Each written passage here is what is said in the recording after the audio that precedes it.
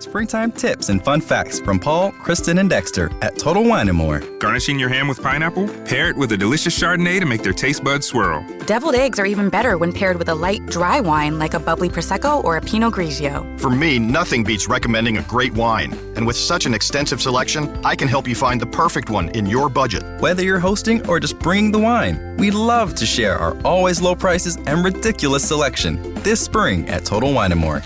Cheers! Basketball, breaking down the 1A state championship game coming up Saturday, 10:30 a.m. from Bankers Life Fieldhouse. You can listen to all the action of Blackhawk Christian and Barr-Reeve right here, ESPN Radio 1380, 100.9 FM. Brett Rump and myself will be down at Bankers Life to bring you all the action. Have a question as we go toward the 7 o'clock hour. Texas 46862 in the final segment. We'll have some time to answer some questions that come in the text line.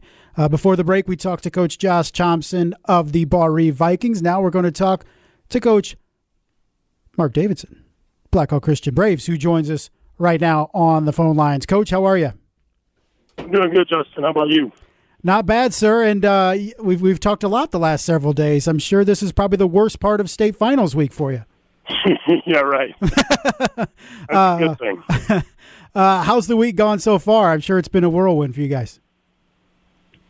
A little bit of a whirlwind, yeah, but we're still been able to maintain kind of the routine that we've been in for about the past 4 weeks now. So I think our kids are in a good spot. We're healthy and hopefully dialed in for Saturday.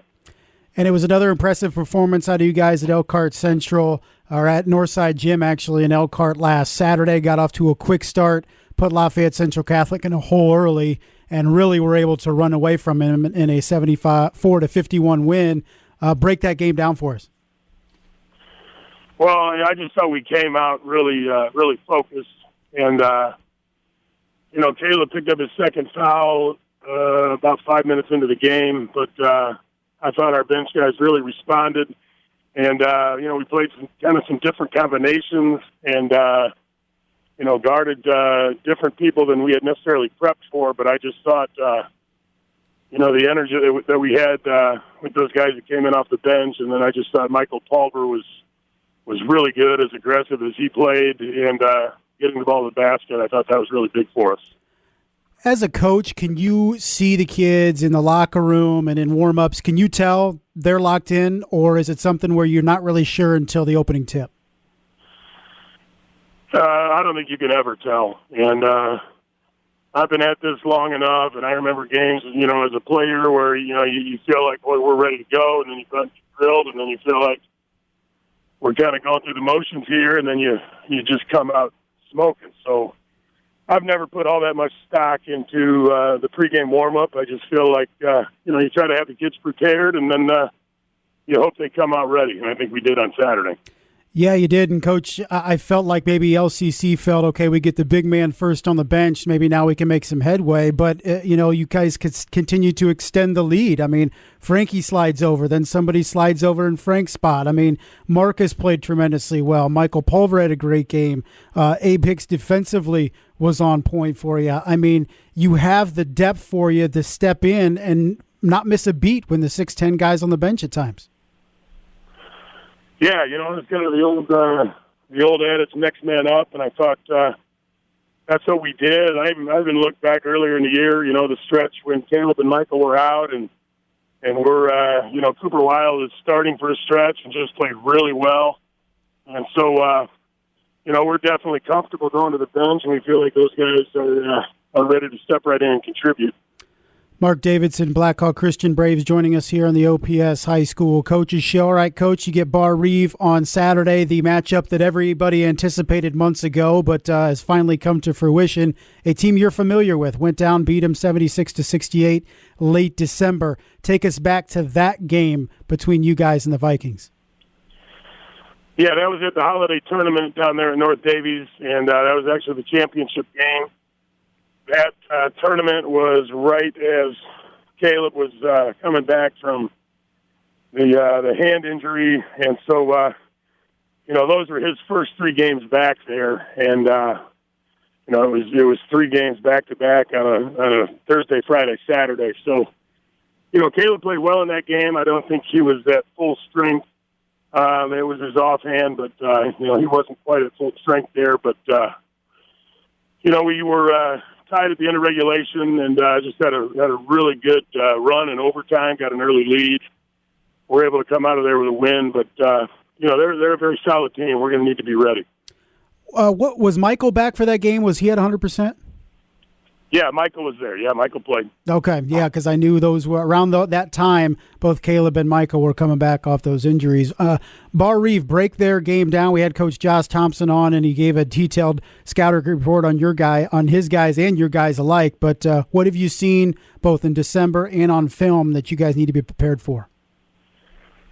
Well, they're very well-rounded offensively. They've got an inside presence with the O'Neill kid and then the Yoder kid off the bench. Those are both two big kids with big bodies. And then they've got good guard play. I mean, they've got a sophomore point guard, Graber, that's a really nice player. And then, the Gladys kid scored it well against us the first time. He can really shoot it. And then Wagler is just a hard-nosed kid that knows how to play. And he can shoot it and drive it. So they are definitely a very well-rounded team. Coach, when you look at this matchup, something that jumps out to me are the scoring averages. You guys averaging close to 80, Barr-Reeve close to 60. Only 3 teams have scored 60 or more points on Barr-Reeve all year long. Of course, you guys in that December win, Princeton scored 68 in a 2-overtime game in February, and their only other loss at Linton Stockton, where they gave up 63 points early in the season.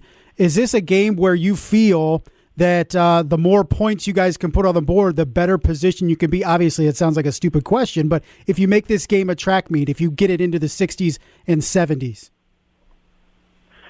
Not necessarily, Justin. I think that Barr-Reeve is not the half-court team that they used to be. They can get it up and down, and they they explore options in transition just like we do. And that's one of the things I like about our group is that we've been really good in transition, but at the same time, if we need to grind out a possession in the half court to get what we want, we've been pretty effective doing that too. So I don't think that the pace is going to be a huge factor because I think, honestly, both teams are comfortable playing full court or in the half court. All right, Coach, if there's one or two things that you can point to as keys for Saturday to get a victory, what would they be? Well, for us, it's always how we guard. I mean, that's always the most important thing, and our defense has really set the tone, especially, the past 6 weeks or so. We've made really great strides defensively, and then our ability to rebound the ball has been really big for us at both ends of the floor, and so, we got to guard them, we got to make them miss, and then we got to rebound the thing, and I think that's kind of what jump-starts the offense for us. All right, Coach, we're looking forward to a 10:30 tip and on Saturday morning, and we don't have to wait for any other games to get over. You started off on Saturday, and hopefully you guys can bring the big trophy home. Hey, that's the plan. Thanks, Justin. I appreciate it. All right, thanks, Coach. Yep, take care. Springtime tips and fun facts from Paul, Kristen, and Dexter at Total Wine & More. Did you know there were over 1 million bubbles in a glass of champagne? Did someone say brunch? Leave the egg hunting to the kids. We'll have even more fun hunting for your brilliant brunch Riesling. Ham's sweet and salty richness pairs perfectly with sweeter wines with bold fruit. How about a juicy Pinot Noir? Whether you're hosting or just bringing the wine, we love to share our always low prices and ridiculous selection this spring at Total Wine & More. Cheers! Podcasts by Federated Media. Podcasts by Federated Media.